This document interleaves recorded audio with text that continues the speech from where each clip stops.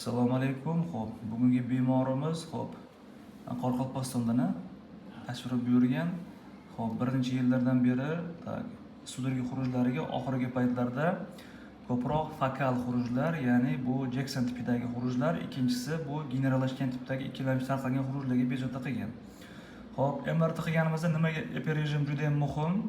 Xo'p, MRT ga yaxshilab e'tibor beramiz. Bu miyani chap tarafi mana bu joylariga. Normada xuddi o'ng taraf bu miyani o'ng tarafi, bu chap taraf. Giruslarni ko'ramiz. Bu yerda xuddi to'liq o'sha burunmacha egachalarini rivojlanmagan chap tomonda ko'rishimiz mumkin. Bu aynan EEGda ham tasdiqlangan. Bu epilepsiyaga o'choqni ko'rishimiz mumkin. Nima uchun bu doim sudurgilarda nima uchun epirejem o'ta muhimligini ko'rsatuvchi omil.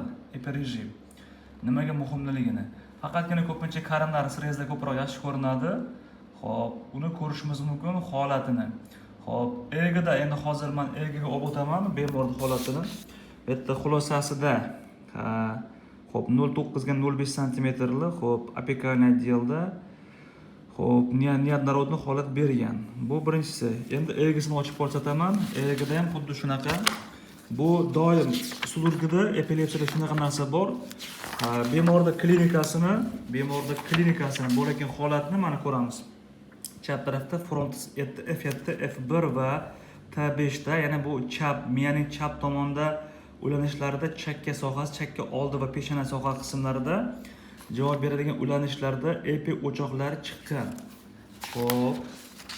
Bu ikkinchi generallar taqashgan, bu generallashgan tipdagi xurujlar bo'ladi.